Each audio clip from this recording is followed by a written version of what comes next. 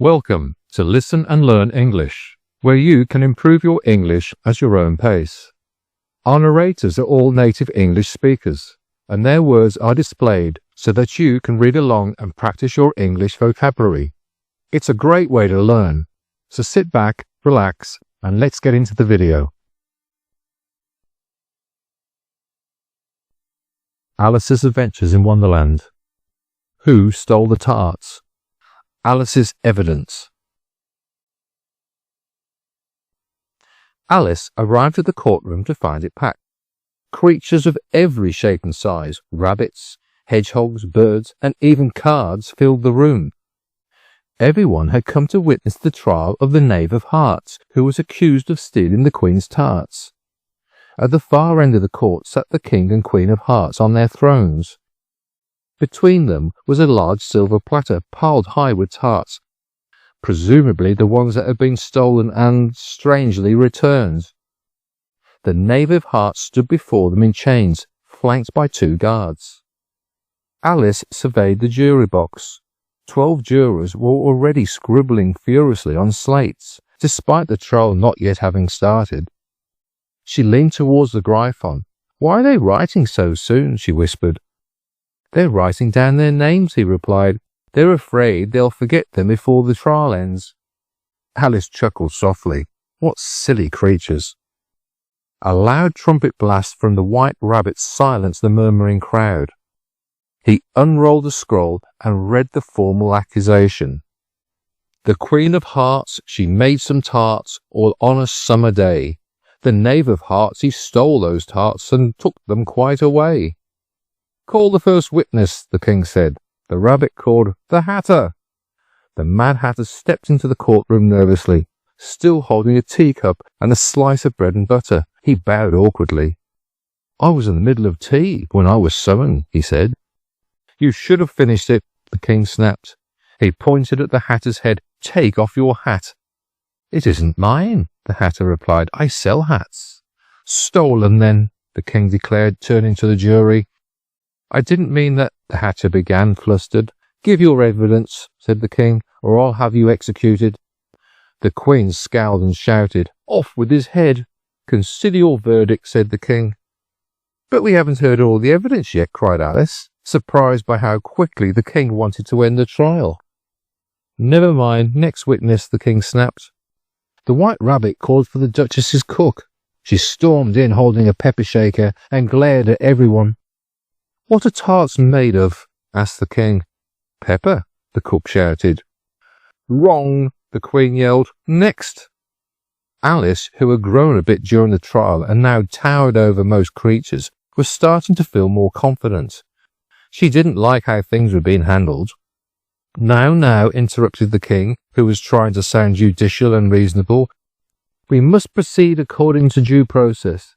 That means evidence. Call the next witness." "Call Alice," the White Rabbit suddenly said. "Me?" Alice blinked. "You're a witness," he insisted. She stepped forward, surprised but not afraid. As she did, she noticed she was growing taller. Her head nearly touched the ceiling. "You must leave the courtroom at once," the king ordered. "You're far too tall."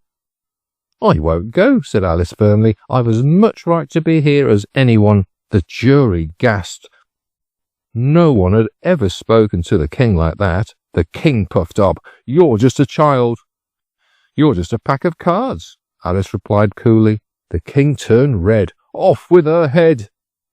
"Hold on," the White Rabbit interrupted. "There's a letter here, a new piece of evidence." He opened it and read aloud.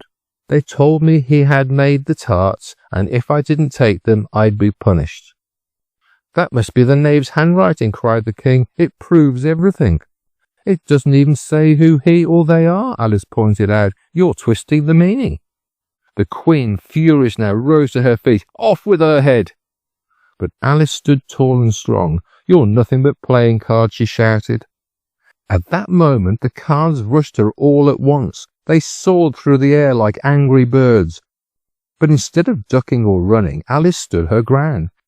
She waved her hands in the air, trying to brush them away, and the cards flew around her wildly, circling her like a whirlwind. The courtroom, the Queen, the King, the jury, the cards, all of it vanished in a blink. She felt a light breeze on her face. Alice opened her eyes. Her sister smiled down at her. "Did you doze off, dear?" "Yes," Alice replied softly. "I had the most curious dream." She looked down at her hands, half expecting to see them as big as tree trunks, but everything was normal. The grass was cool beneath her fingers. The real world had returned. Still, she couldn't shake off the wonder of what she'd just experienced. And she began to tell her sister about the White Rabbit and the Mad Hatter, the Cheshire Cat, the Caterpillar, and the Queen of Hearts. All the strange and wonderful things she had seen in her adventure through Wonderland. Her sister listened patiently, smiling at Alice's wild imagination.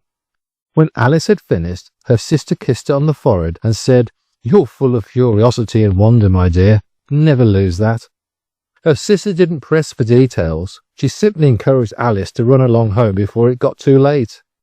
Alice gave one last look at the field, half hoping to spot a white rabbit disappearing into a hole, but there was nothing. Only the breeze and the distant sound of birds. As she skipped off, she smiled.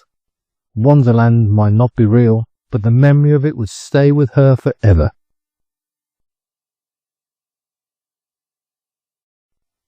Alice's Adventures in Wonderland, written by Lewis Carroll, 1832 to 1898, is one of the best-selling and most influential books in literary history, with over 100 million copies sold worldwide since its publication in 1865.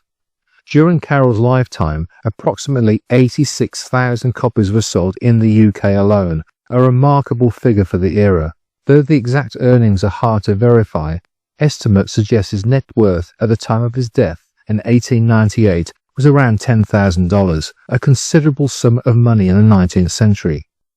The novel's immense success and enduring popularity have secured Carroll's legacy as one of the most iconic figures in children's literature.